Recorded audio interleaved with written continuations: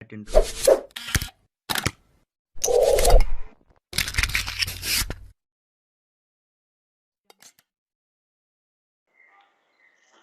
कहने पर अल्लाह पर, उनके कहने पर अल्लाह पर ईमान लाओगे जब ही मोतबर है। ये भी याद रहे, ये भी याद रहे अच्छी तरह से। रसूल अकरम सल्लल्लाहु ताला अलैहि वसल्लम की लाई हुई बात और सरकार के फरमान के मुताबिक अगर अल्लाह को मानोगे तब वो मोतबर है। इस दुनिया के अंदर बहुत सारे मज़ाहिब ऐसे भी होंगे, या एक दो मज़हब तो ऐसे हैं जिसको हम जानते हैं कि वो अल्लाह को मानते हैं। ईसाई को ले लो, अल्लाह को मानते हैं ना, मानते हैं, किसी भी शक्ल में मानते हो मगर मानते हैं। यहूदी मानते हैं।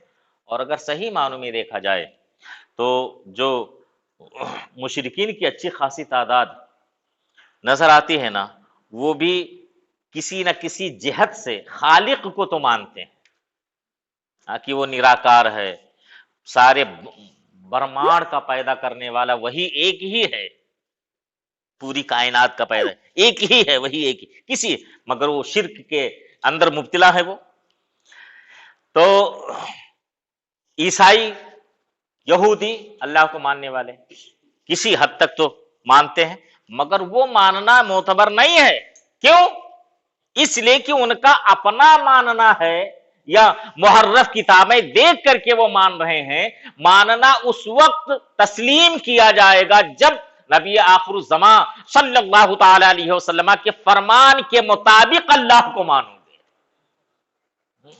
तो महबूब, हमने ये आपको ये शान अता फरमाई, ये बुलंदी हमने अता फरमाई, और ये अजमत हमने आपको अता फरमाई अपने महबूब को, ताकि ऐ लोगो तुम ईमान लाओ उन पर और अल्लाह पर ईमान लाओ। और फिर क्या करो?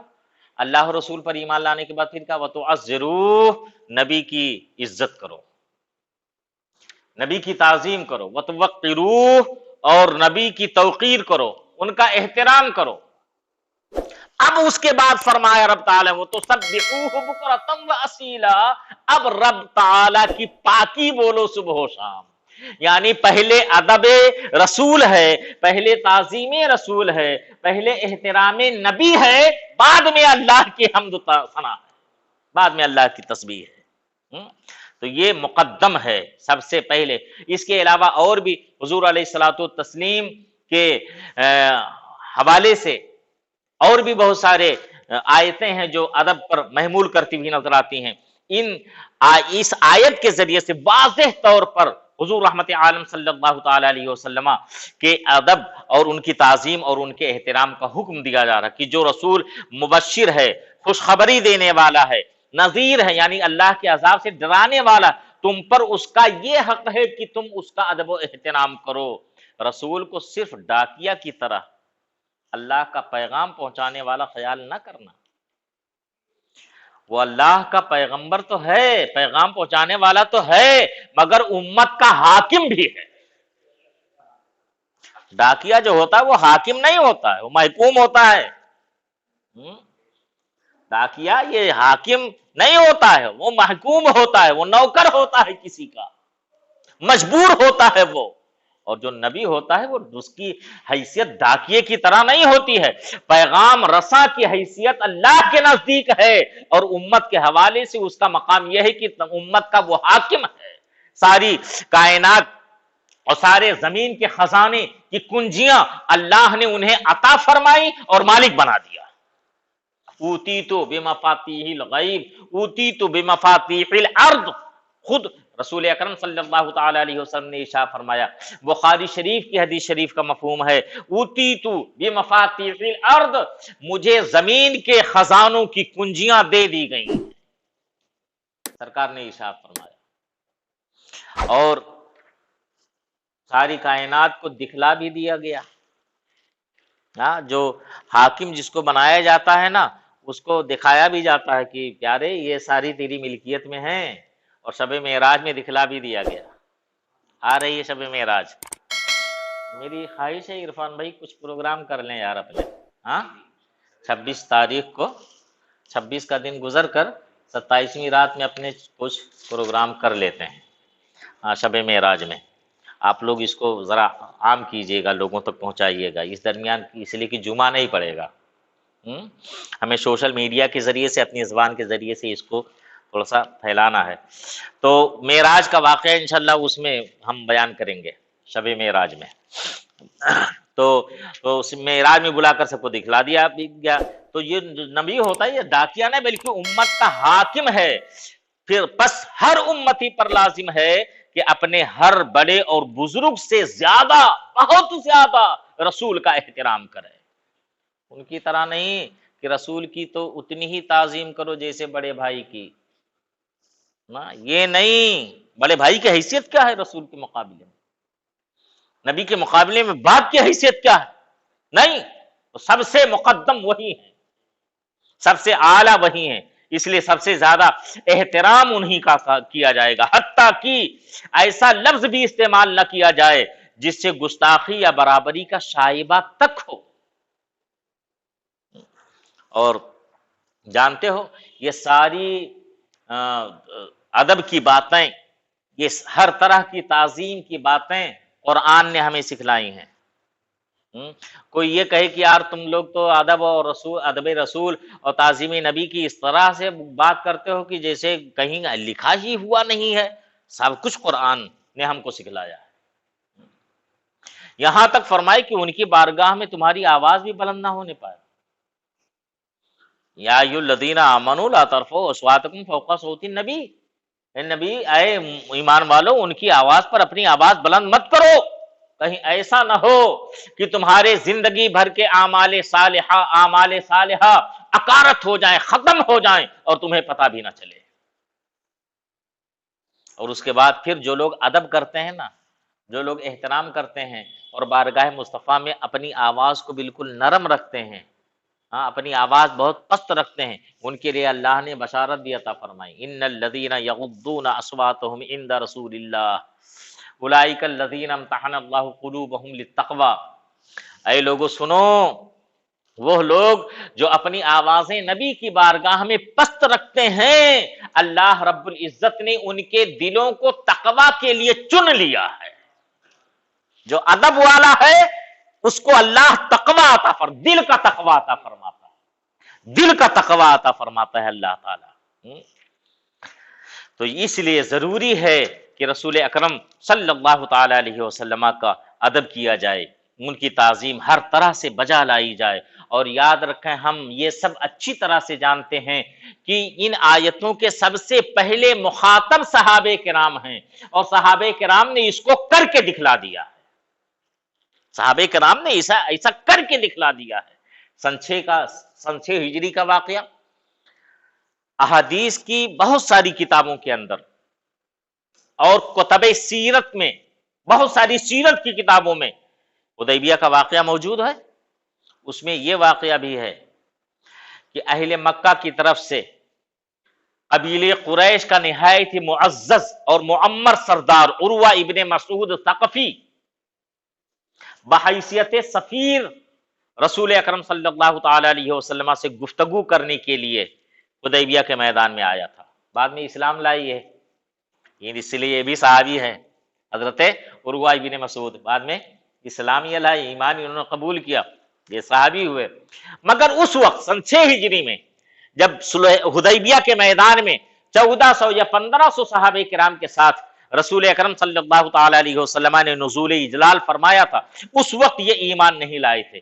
یہاں آئے حدیبیہ کے میدان میں، صحابہ کو دیکھا، رسول اکرم صلی اللہ تعالی علیہ وسلم سے بات ہوئی اور صلح کی گفتگو ہوئی، اور اس کے بعد دستاویز لکھا گیا، سب کو سارا منظر انہوں نے اپنی نگاہوں سے دیکھا، اور نگاہوں سے دیکھنے کے بعد جب وہ اپنی قوم کے اندر واپس پہنچا، عروہ ابن مسعود جب قریش کے اندر مکہ جب واپس پہنچا تو اس نے تمام لوگوں کو اکٹھا کرتے ہوئے کہا تھا کہ اے لوگوں سنو، میرا کہنا یہ ہے کہ محمد عربی کو ان کے حال پر چھوڑ دو، اور میں تو یہ بہتر سمجھتا ہوں کہ انہیں مکہ شریف اگر وہ آنا چاہ رہے ہیں تو آنے دو، اور میں یہ بھی دعوے کے ساتھ کہتا ہوں کہ یہ زمین جہاں پر تم بیٹھے ہو، ایک دن محمد صلی اللہ تعالی علیہ وسلم کا قبضہ ہوگا اس زمین پر۔ تو لوگوں نے کہا یار तो इतना बड़ा फसीह आदमी है, इतना बड़ा चरब ज़बान आदमी है, जहां दीदा आदमी है, तो किसरा और कैसर के दरबार में सफीर और एलची बनकर तू जाने वाला आदमी है, तो दुनिया देखा हुआ इंसान है, तू ये बात क्यों कह रहा है? तुमको तो ये बात कम से कम नहीं कहनी चाहिए। तो उसने कहा था, उर्वा बिन मसूद सख्फी ने कहा था कि लोगों सुनो, ऐ मेरी कौम के लोगों सुनो, वल्लाह कसम खुदा की मैंने देखा है कि जब मोहम्मद अरबी सल्लल्लाहु ताला अलैहि वसल्लम थूकते हैं तो वो किसी न किसी सहाबी की हथेली पर गिरता है। अदब का ये हाल है। हुजूर की बारगाह में लोगों के जज्बे अकीदत और जज्बे मोहब्बत और एहतराम का ये हाल है कि जब नबी आखिरुज़्ज़मा जब थूकते हैं, अपना लुआबे दहन जब जमीन पर डालने का इरादा फरमाते हैं, तो वो जमीन पर नहीं गिरता बल्कि किसी न किसी सहाबी के हाथ पर वो गिरता है, और फिर वो सहाबी उसको ले जाकर कहीं पहुंचता नहीं है, कहीं डालता नहीं है, बल्कि वो सहाबी हाथ पर लेकर अपने चेहरे पर मल लेता है।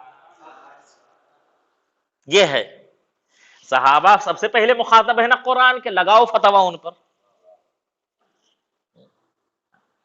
तो वो कहा था वो अपने चेहरे पर अपने खाल पर मल लेता, और जब वो सुनो लोगों सुनो, जब वो किसी काम का हुक्म देते हैं तो सब के सब तामील के लिए दौड़ पड़ते।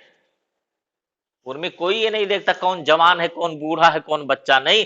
मुअम्मर बूढ़े लोग जो है ना, वो भी अगर वो हुक्म दे तो बूढ़े दौड़ जाते हैं उस पर अमल करने के लिए, उस काम को करने के लिए।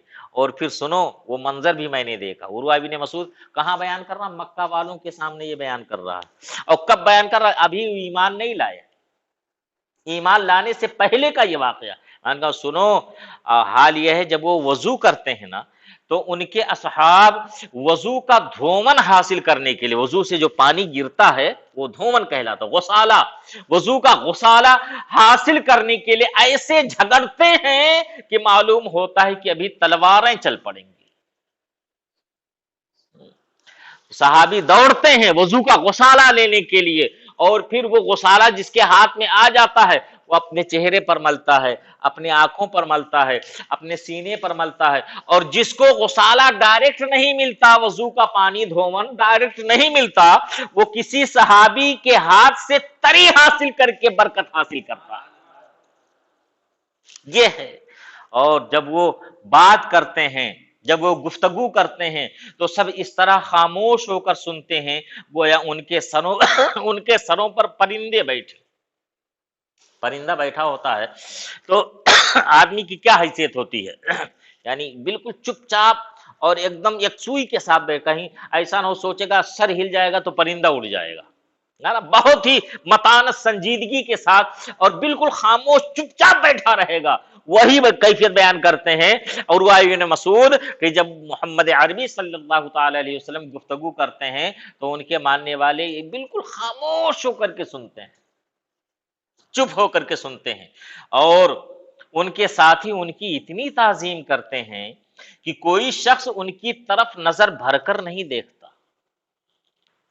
अदब का हाल ये, ताजीम का हाल, कोई भी शख्स नजर भरकर उन्हें नहीं देखता है, ये हाल है।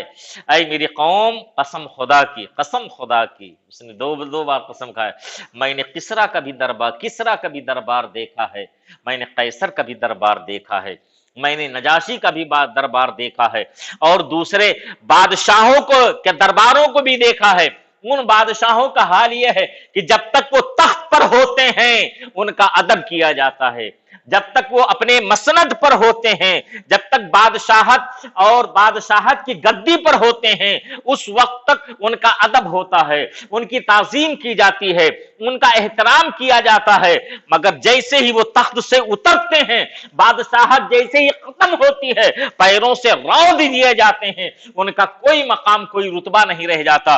मगर मैंने मदीने के एक बादशाह को देखा है जिसके पास ना तख्त है, ना ताज है, ना मसनद है, ना उस तरह से जलाल है, ना शानो शौकत उस तरह से है बादशाहों जैसा, वो बोरिया पर बैठा है।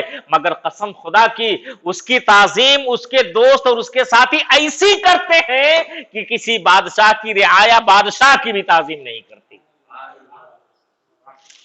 یہ ہے کون ہے؟ الفضل ما شہدت بہل اعداء، فضیلت تو وہ ہے، مزہ تو جب ہے کہ جب دشمن بھی گواہی دے۔ اس وقت وہ ایمان نہیں لائے تھے، جب کی بات ہے یہ۔ ہاں تو یہ ہے مشرع عروہ بن مسعود، یہ سن 9 ہجری میں اسلام لائے، سن 6 ہجری کی بات ہے، 3 سال کے بعد، اس واقعے کے 3 سال کے بعد یہ ایمان لائے۔